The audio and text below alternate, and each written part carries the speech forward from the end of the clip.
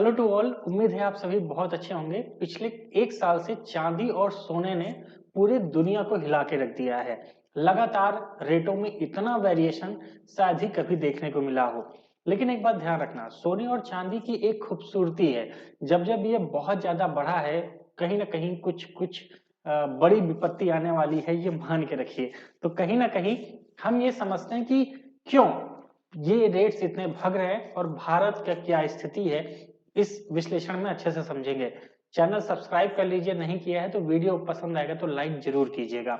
चलिए शुरू करते हैं। एग्जैक्टली अभी पिछले 3 दिनों में सिर्फ चांदी 34,000 रुपए बढ़ गई है। आज का जो रेट है लगभग 2,77,000 रुपए किलो, और जो सोना है वो ऑल टाइम हाई लगभग 1.5 लाख रुपए पर 10 ग्राम का सोना मिल रहा है, यानी कि सच में ताबड़तोड़। हम ऐसे 3 कारणों को जानेंगे जो हमारे लिए एक जर्नल वे में भी जानना हमारे लिए बेहद जरूरी है।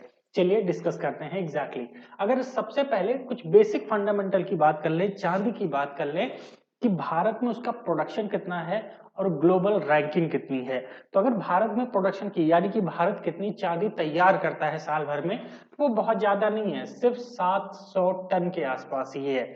लेकिन हमारा कंजम्पशन बहुत ज्यादा है, हम यूज बहुत करते हैं। देखिए, ज्वेलरी एक बेसिक फंडामेंटल है भारत में पहनना, तो ज्वेलरी के नाम पे चांदी खूब यूज होती है। लगभग 8,100 टन के आसपास हम चांदी को कंज्यूम, यानी कितना हमारा कंजम्पशन है, बनाते उसका 10% भी नहीं है। इसका मतलब यह हुआ कहीं ना कहीं हम इंपोर्ट पर ज्यादा निर्भर हैं पूरी दुनिया से। लेकिन सबसे ज्यादा चांदी बनाता कौन है, ये क्वेश्चन तो दिमाग में ही होगा। 2023 की एक रिपोर्ट है global context of silver production की, जिसमें कहीं ना कहीं मैक्सिको सबसे ज्यादा प्रोडक्शन करता है 6,300 टन के आसपास। वहीं चाइना 3,600 दूसरे नंबर पे है, पेरू 3,400 तीसरे नंबर पे है, फिर रशिया 1,400, फिर ऑस्ट्रेलिया 1,200, फिर इंडिया। ये इंडिया तो वैसे टॉप 10 में आता है, कहीं ना कहीं बहुत पीछे आता है। वैसे जो अभी इंडिया की रैंक है वो 11वीं रैंक है, ध्यान रखिएगा। यानी कि 11th रैंक पे हैं हम कहीं ना कहीं चांदी के प्रोडक्शन में। लेकिन कंजम्पशन की बात करें तो किसी से पीछे नहीं है, कहीं ना कहीं हम टॉप पे हैं। 8,100 हमारा कंजम्पशन है पर साल का। तो इतना कंजम्पशन हो रहा है, क्या इसके पहले नहीं हो रहा था? हो रहा था। लेकिन रेट क्यों बदले, आइए उस पर नजर रखेंगे। लेकिन थोड़े सोने की भी बात कर लेते हैं। अगर हम गोल्ड की बात करें तो कहीं ना कहीं जो गोल्ड है वो पूरे विश्व में भारत जो है दूसरा सबसे बड़ा कंज्यूमर है। नंबर 1 पे चाइना है, ध्यान रखिएगा। यानी कि भारत जो है चीन के बाद दूसरे नंबर का सबसे बड़ा इंपोर्टर और सबसे बड़ा कंज्यूमर है। लेकिन एक चीज अगर हम बात करें कहीं ना कहीं पूरे वर्ल्ड में प्रोडक्शन की, तो सबसे ज्यादा चाइना प्रोड्यूस करता है, लगभग 368.300 पॉइंट लगा लीजिए आप, 300 ग्राम के आसपास जो भी हो।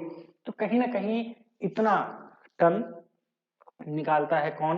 ध्यान रखिएगा, चाइना। उसके बाद दूसरे नंबर पे रूस आता है, तीसरे नंबर पे ऑस्ट्रेलिया है, फिर यूएसए है, फिर कनाडा है, घाना है, ब्राजील। ध्यान रखिए ये प्रोडक्शन है, ग्लोबल प्रोडक्शन कितना हो रहा है किसका? सोने का। लेकिन कंजम्पशन की बात करें तो नंबर 1 पे चाइना और दूसरे नंबर पे कहीं ना कहीं भारत, इंपोर्टर में भी और वैसे भी। अगर देखा जाए कहीं ना कहीं भारत कितना प्रोड्यूस करता है, तो भारत कहीं ना कहीं 800 टन के आसपास उसका प्रोडक्शन है। हमारी जो रैंकिंग अगर देखी जाए तो हम टॉप 10 से बाहर ही रहते हैं। वैसे अभी जो रैंकिंग है वो 12वें स्थान पे है, यानी कि हम सिल्वर में 11वें स्थान पे हैं और कहीं ना कहीं गोल्ड में हम 12वें स्थान पे हैं। लेकिन जबरदस्त तरीके से यूजर्स हमारे यहाँ बहुत है। लेकिन अब बात कर लेते हैं टोटल सिनेरियो में कि जो रेट्स हैं वो इतना वेरी क्यों हुए।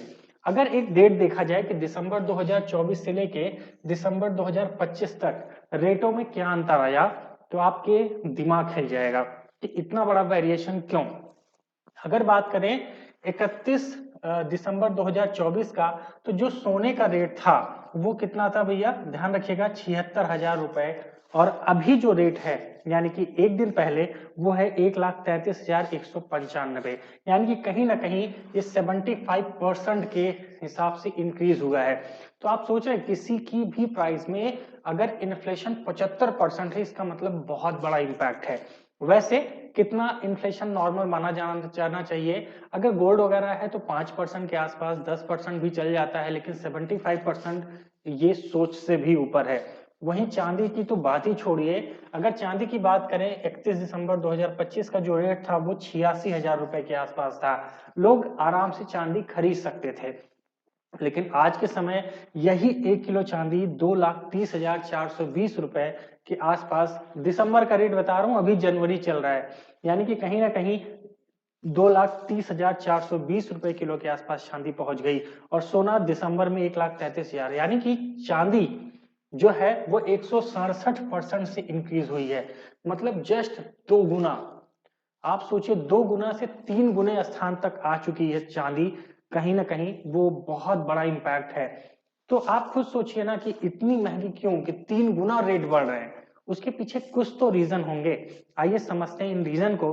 और एक जनरल इंसान की तरह भी इस चीज को जानना हमारे लिए बेहद जरूरी है। आइए समझते हैं। अगर सबसे पहले हम बात करें सोने की तेजी के 3 प्रमुख कारण क्या हैं, तो सबसे पहला कारण है डॉलर का वीक होना। एग्जैक्टली हुआ क्या कि जो डॉलर का, मतलब कि अमेरिका का जो फेडरल बैंक है उसने क्या किया, अपने इंटरेस्ट रेट घटा दिए। जब इंटरेस्ट रेट घटा दिए तो लोगों ने वहां पर पैसा डिपॉजिट करना अच्छा नहीं समझा। उसके पास भी बहुत सारे रीजंस थे कि वहां उन्होंने अपना रेट क्यों घटाया, क्योंकि महंगाई बढ़ रही थी। तो महंगाई को कंट्रोल करने के लिए जो फेडरल बैंक्स होते हैं वो अपने रेट वहां पे डाउन किए। इस वजह से हो क्या रहा था कि कहीं ना कहीं जो लोग थे, जो इन्वेस्टर्स थे, उन्होंने डॉलर से ज्यादा सोने में पैसा लगाना ज्यादा समझा और सोने की बिक्री बढ़ गई। और दूसरे नंबर पे कहीं ना कहीं जियो पॉलिटिक्स फैक्टर, यानी कि पूरी दुनिया में उथल पुथल मची है। जब से यूक्रेन और मतलब अमेरिका का युद्ध स्टार्ट हुआ है, उसके बाद से आप देखिए कई सारे, इसराइल का मामला बहुत तगड़े से सामने आया। उसके बाद आज ईरान, उसके साथ ग्रीनलैंड और कहीं ना कहीं वेनेजुएला। तो ये सभी चीजें एक जबरदस्त फैक्टर साबित कर रही हैं। तो जितने इन्वेस्टर हैं, जितने बैंक्स हैं, या फिर आप कह सकते हो जितने भी बड़ी कंपनी हैं, वो भी अपना पैसा शेयर मार्केट से ज्यादा गोल्ड में लगा रही है, क्योंकि गोल्ड एक ऐसा नेचुरल एलिमेंट है जो कहीं ना कहीं आपको प्रोटेक्शन पूरे हमेशा देता है, इसलिए। और तीसरा कहीं ना कहीं, जैसे चाइना जैसे जो सेंट्रल बैंक हैं, भारत का जो सेंट्रल आरबीआई है, उसी तरह चाइना का, ये बहुत बड़ी क्वांटिटी में सोना खरीद रहे हैं। अगर सिर्फ हम चाइना की बात करें तो कहीं ना कहीं लास्ट ईयर 900 टन, आप समझ सकते हो, 900 टन सोना कहीं ना कहीं सिर्फ चाइना के रिजर्व बैंक ने खरीदा है। तो ये सब चीजों की वजह से जो सोने का रेट है वो बहुत तेजी से भाग रहा है, क्योंकि डिमांड इतनी ज्यादा है। सिर्फ मैं कहूंगा सबसे बड़ा जो इम्पैक्ट है ना, वह डॉलर वीक होना ठीक है, बहुत ज्यादा इम्पैक्ट नहीं करता है, लेकिन 10-5% तो करता है। लेकिन सबसे बड़ा इंपॉर्टेंट है वो है जियो पॉलिटिकल फैक्टर, क्योंकि इस समय डॉलर वीक होने से कहीं ना कहीं जो चारों तरफ स्थितियां बनी हुई हैं, यानी कि आप देख रहे हो ना, युद्ध वगैरह जो भी मचा है, टेंशन बहुत ज्यादा है। तो इस वजह से सभी अपनी करेंसी को मजबूत करना चाहते हैं, इसीलिए हर एक बैंक, जो देश का सबसे बड़ा बैंक होता है जिसे रिजर्व बैंक कहते हैं, वो बहुत तेजी से सोना खरीद रहे हैं। वहीं बात करें अगर हम चांदी की, कि चांदी इतनी तेज क्यों भाग रही भैया, उसके पीछे क्या रीजन है? चलो सोना तो मान गए, ठीक है, लेकिन देखिए चांदी की अगर बात करें तो नंबर 1, चांदी अचानक से ना इंडस्ट्रियल डिमांड बहुत बढ़ गई है। जैसे हम देखते हैं सोलर पैनल, अब जहां जहां सोलर पैनल लग रहे हैं तो वहां वहां बैटरी की जरूरत पड़ेगी। आजकल जो लिथियम आयन की बैटरीज आ रही हैं उनमें कहीं ना कहीं सिल्वर का यूज बहुत आ रहा है। उसके साथ साथ जो फोन की बैटरीज बन रही हैं, हर चीज चाहे लैपटॉप की हो, हर चीज तो बैटरी से चल रही है। तो हर में बैटरी कहीं ना कहीं, अब जो कन्वर्जन हो रहा है वो कहीं ना कहीं उसमें सिल्वर की जरूरत पड़ रही है। तो इंडस्ट्री में बूम है, जितनी भी कंपनियां हैं वो कहीं ना कहीं चांदी को बहुत बड़े स्तर पर खरीद रही हैं। इस वजह से एक पागलपन सवार है। उसके साथ साथ ट्रंप का टैरिफ, तो कहीं ना कहीं जो ट्रंप लगातार जब से आए हैं बड़ी बड़ी बातें फेंकना, बस दुनिया में अपनी बोलबाली बना के रखना, इससे कहीं ना कहीं दुनिया में भूचाल मचा हुआ है कि कब क्या हो जाए, रेट कहाँ भाग जाए, कहाँ कम हो जाए। इसीलिए लोगों ने एक साथ डिमांड, जैसे कंपनियां धीरे धीरे नहीं, बड़े स्टॉक खरीद रही हैं, जिससे आने वाले साल 2 साल तक उनको टेंशन न ना रहे। अगर सैमसंग की बात करें तो सैमसंग ने खुद ही अगले 5 साल का स्टॉक एक साथ मंगा लिया है, तो ये कहीं ना कहीं एक बहुत बड़ा ब्लंडर है पूरी दुनिया में, और इसी वजह से कहीं ना कहीं सिल्वर के प्राइसेस बहुत तेजी से भाग रहे हैं।